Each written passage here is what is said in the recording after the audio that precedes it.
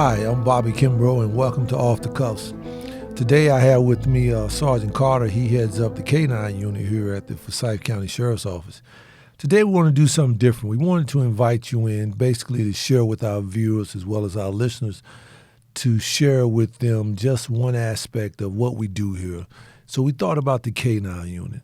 And since you head that up that unit, we thought we'd invite you. So I'd like to welcome you to Off the Cuff, Sarge. And, well, thanks for having me. Basically, just tell us who you are, tell the viewers about yourself. But before we start, I like that little off thing we did, the clinkies. Clinkies, boom. There you go. I like that.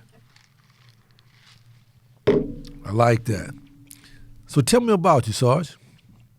So I've been in law enforcement coming up on 14 years. Wow. And I've been canine for 10 of those years. So the bulk of my career has been dealing with dogs. And I recently took the team over in 2016. So for the past 3 years, I've been running the show. Wow. Where are you originally from? I was born in Indiana, grew up in Upper Darby, which is a small town just south of Philadelphia, and I moved down to Greensboro in 1990. Wow.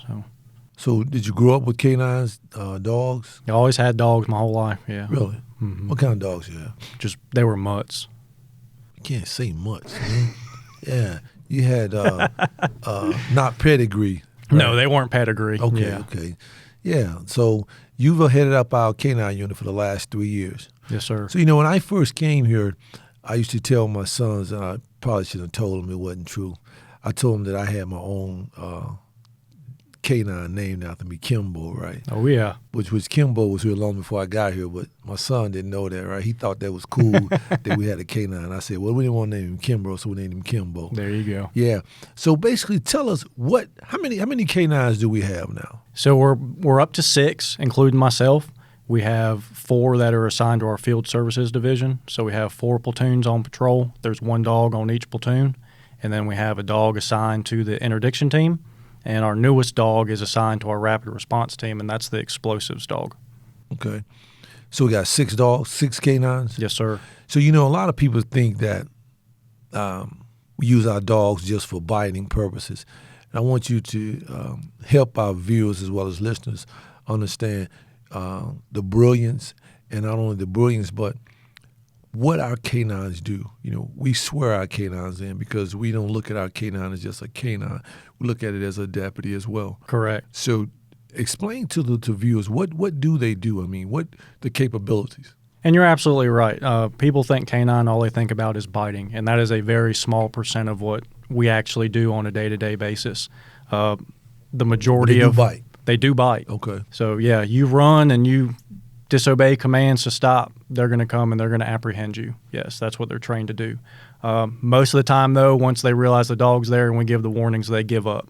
I probably could have had dozens of bites on the street, and I've only had 2 because every other time they've given up.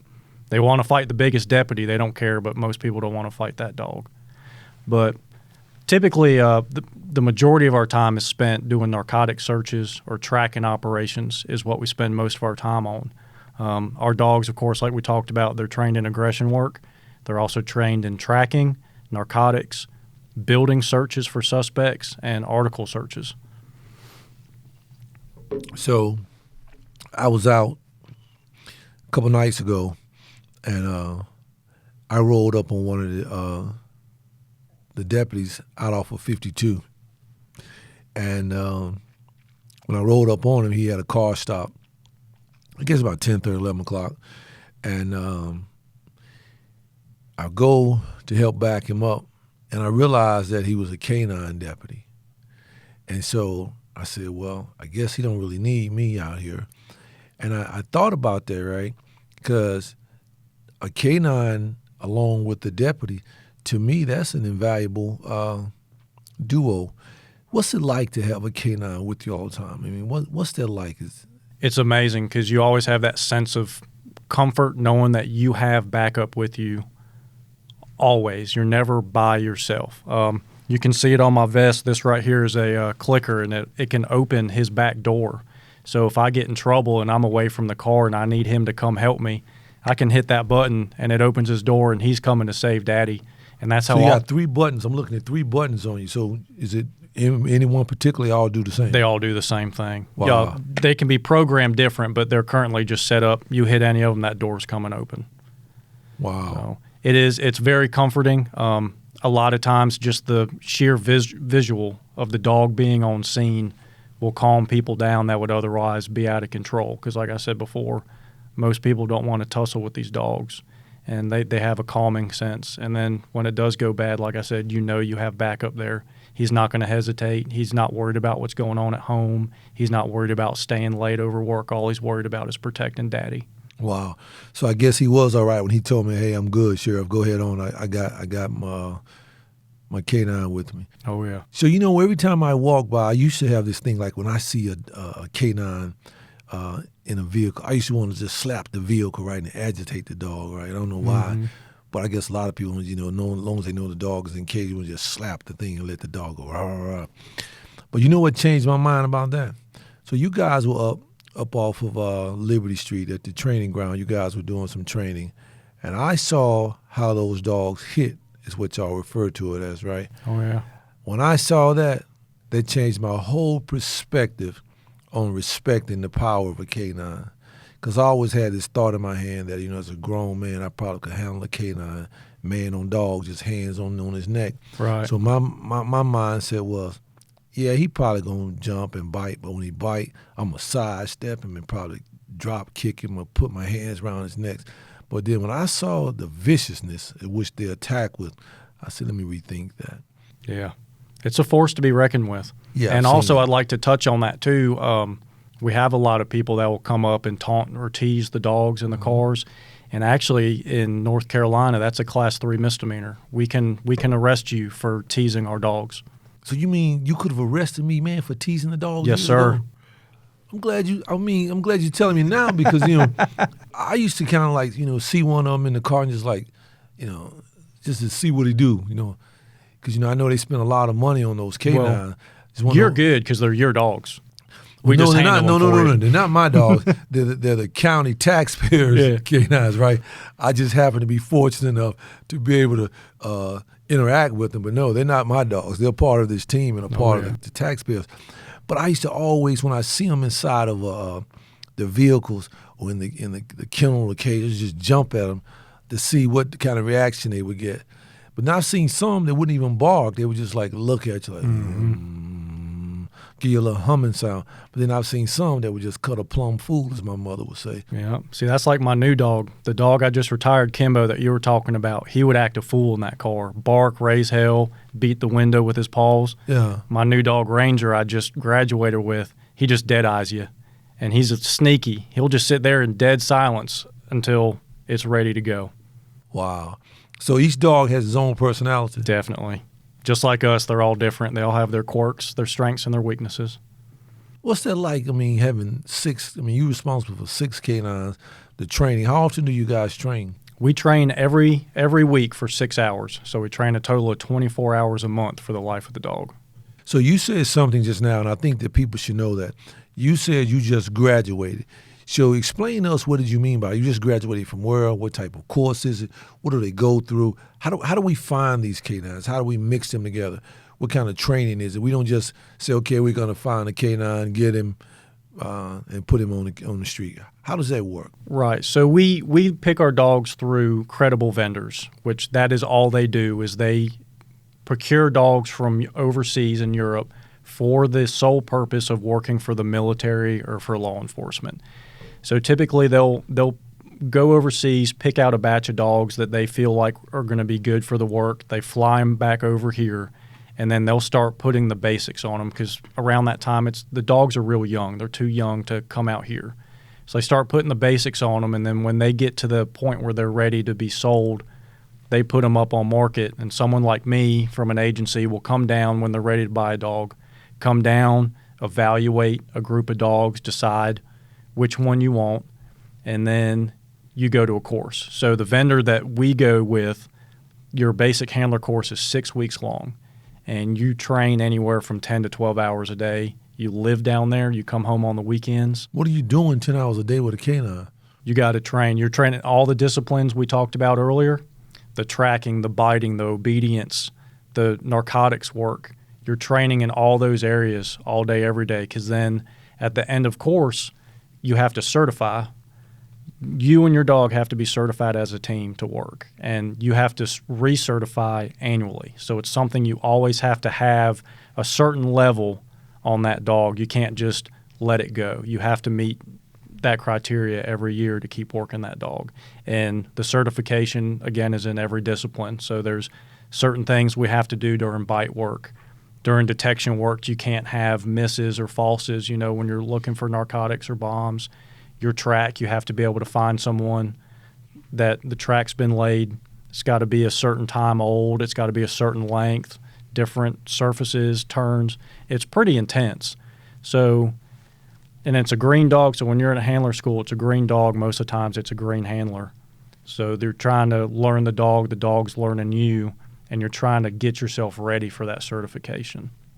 So for me, this is my third dog. Wow. So this was my third course.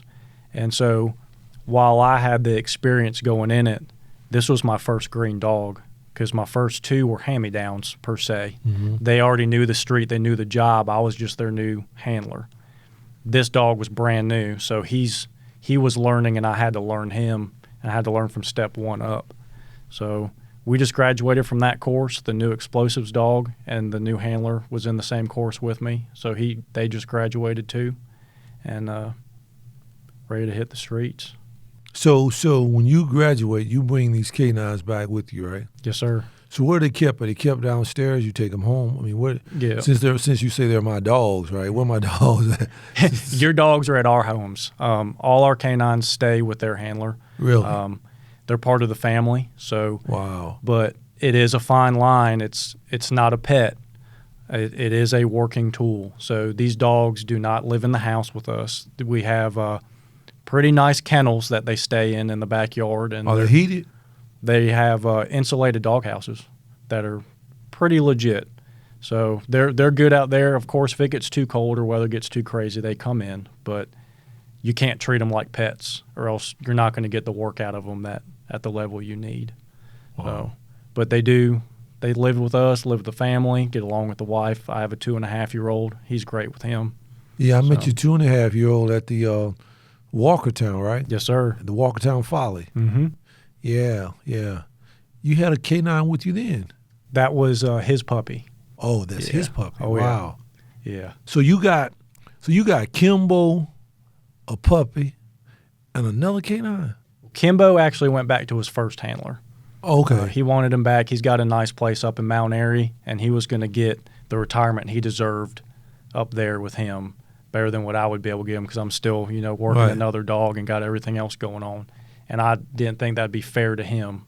I wanted him to go back and get spoiled rotten, which is what's Wow. happening. So I'd like to see Kimbrough again. So the canine that you have now, what are the capabilities? So he's what we call a full patrol dog. Uh-huh. So he does bite work. He does tracking and trailing, which is kind of neat. The difference between the two is in a trailing dog, he can scent discriminate. So if I have an article, like say someone ran off and dropped their hat, I can scent him on that hat, and he's only going to track that person's odor. He could go around everybody else, and he's only going to follow that. Or on the same line, say we had a vehicle chase and the guy jumps out and takes off. I could take a piece of sterile gauze and wipe the steering wheel or the gear shift and send it to my dog, and he's going to follow that scent, kind of like a bloodhound does. Really? So he can do that. He's certified on narcotics. How efficient is he in doing that? Oh, he's very efficient. He did awesome in course in his tracking. So that's probably one of his strong suits. We're going to have to video that and see that one. Oh, yeah. So you can wipe the steering wheel, and I could go hide somewhere, and he could find me. Mm-hmm.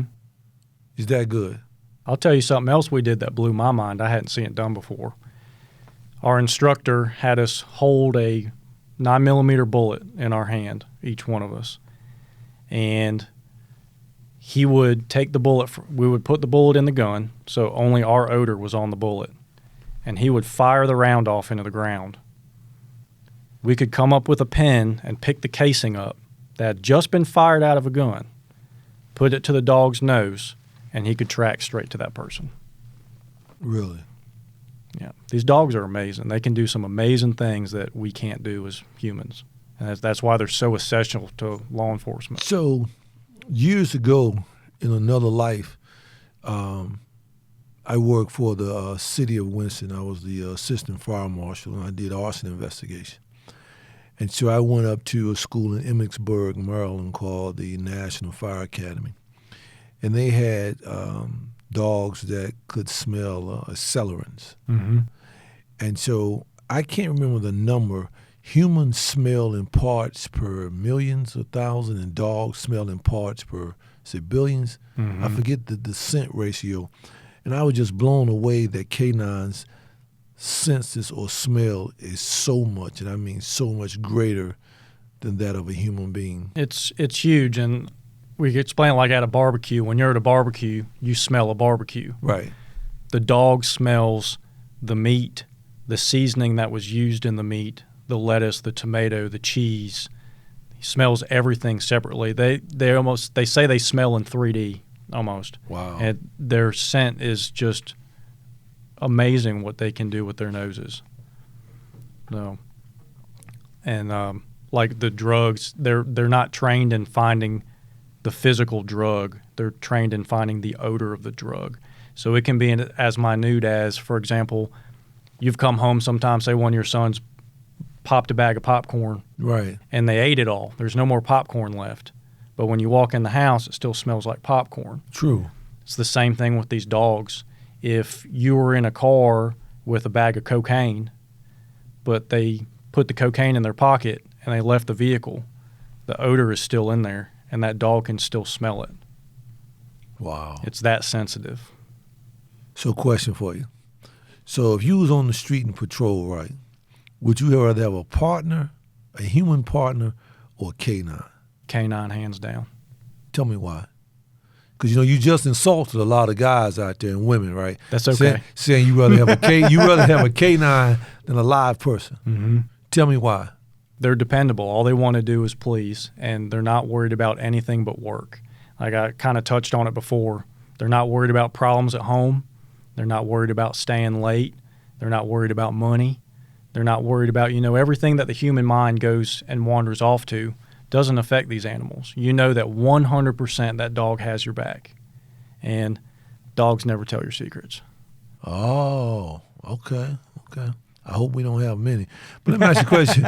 Have you ever had to turn one of your canines loose? Yes. On as an investigative tool or as in a situation? You talking for a bite? Anything. I'm sure you've turned loose on a bite? Yeah, I had my first dog, I had 2 street bites with him. You didn't hurt nobody bad, did you? Define bad. Oh, I don't know if I want to ask this question. He said define bad. All right. We touched on it before. You saw it. It's a violent apprehension, and that's why we train so hard, and that's why we have to be held to such a high standard, and that's why we give those warnings. So a lot of people that are looking and listening are saying they don't like canines, and I get it because not too long ago canines were not always used for the right reason. We talk about in civil disobedience or doing this civil rights rides, canines were used to basically attack the people, and so when you look at that, canines overall in some areas had a bad rep because not the canine, but I guess the handler, because the canine is only doing what the handler tells it to do. Exactly. So the canine handlers, we're going to say, had a bad rep because they would turn them loose on innocent people. But nowadays, here we are in the 21st century. So for an example, before you can turn the canine loose, what has to take place? You can't just turn him loose for no reason. No, sir. It's got to be for like a felony or a violent misdemeanor before we're even going to think about releasing a dog for an apprehension. It's not going to be someone stole a pack of crackers out of the sheets or anything like that. It's got to be a pretty serious crime, or for myself or another deputy or another officer to be in danger, in physical danger. That, of course, is going to up the ante some, and that's a tool we're definitely going to use. But we are very reserved in when we deploy these dogs because we do understand while it's not considered deadly force under the Supreme Court ruling, it is a pretty massive use of force. You're going to have damage. And so as a handler, you have to keep that in mind and you have to keep control because that is a lot of power we have at our hands. And you have to be very responsible, pick the right people to be handlers because it's one of the highest liability functions of law enforcement. And, you said something that I was going to touch on is that I want our handlers to be very responsible. I want them to be very considerate before they turn the canine loose. I want them to make sure that they have dotted all the I's and crossed all the T's because I have seen the viciousness in which they come through a window when you guys were doing the vehicle apprehension. I've seen how, without question, they come as if no holds barred. I've seen how when someone was running, they had the bike suit on, they just with the viciousness, and I was like, wow.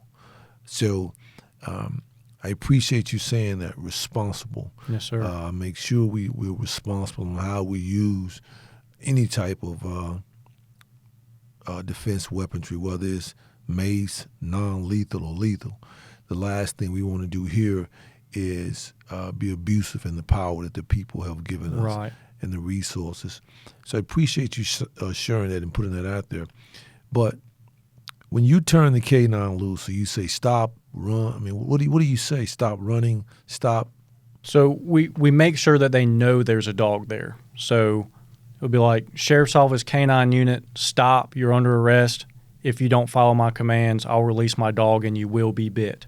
So they know, 1, there's a dog. 2, this is what you need to do to surrender to me. And 3, this is what's going to happen if you don't. But while we're talking about it too, I want to get it in real quick. I want to put it in perspective. In the 10 years that I've been in canine, we've had thousands of canine deployments. And we've had 4 bites. So we're not out here biting.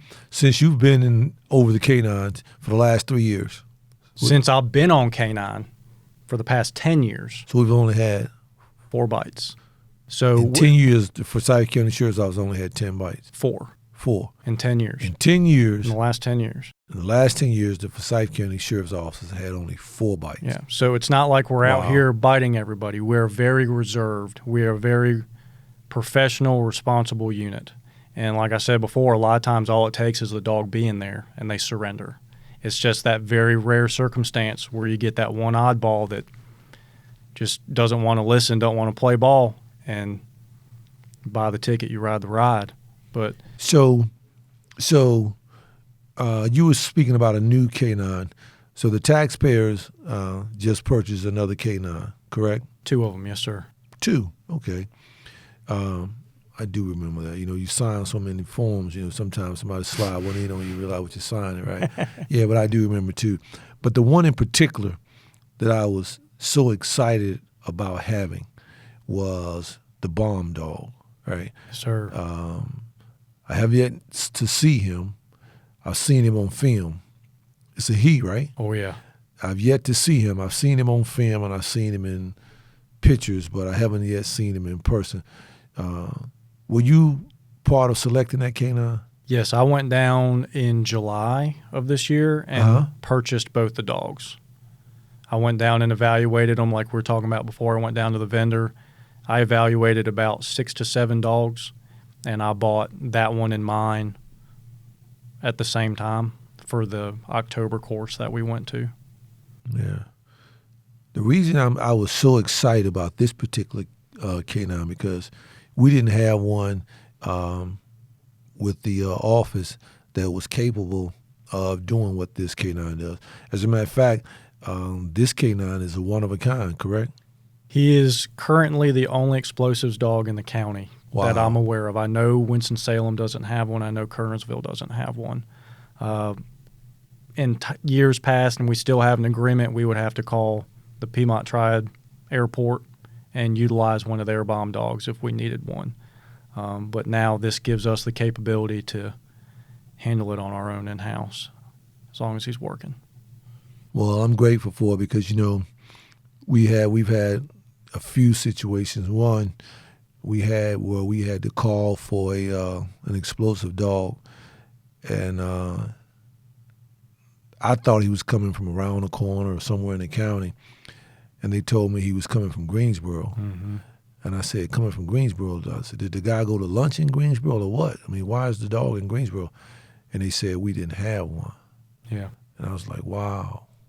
Yeah, we got one now. We got one now.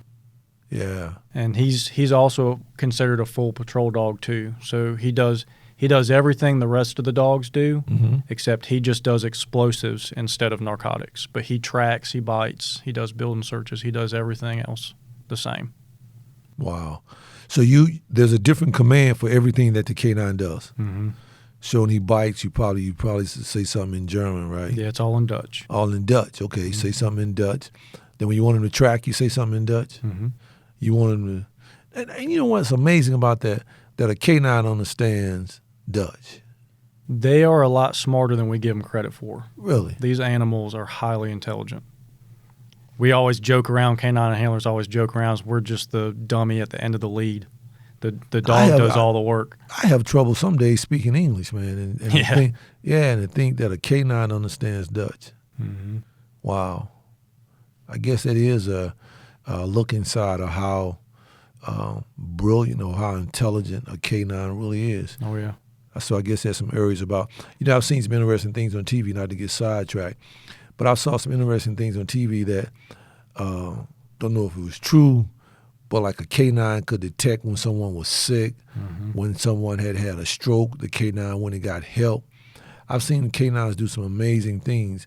So I guess it's another true testament. And of course, I saw the president last week. He had the SEAL canine on there that was a part of the raid. So there's no more fearless defender other than like a canine. A canine has You can't beat them. Can't beat them. And I'm a little biased, but I think it's probably one of the best tools in law enforcement. Okay. Well, I want you to know that I appreciate what you do. The people of the county appreciate what you do. The selflessness in which you do it with, how you put yourself and your canine in harm's way every day to make sure that while we're sleeping, you and your canine are out there protecting us while we sleep. I applaud you and all the guys that work in your unit, and I'm glad to have you. I've seen your work. Your work speaks volumes for you. Anything you want to share with us? I know you were talking about seeing those canines bite. I'd hate to see anyone get bit because I've seen the viciousness in which they attack. That's an ugly thing. Mm-hmm. So keep the responsibility going.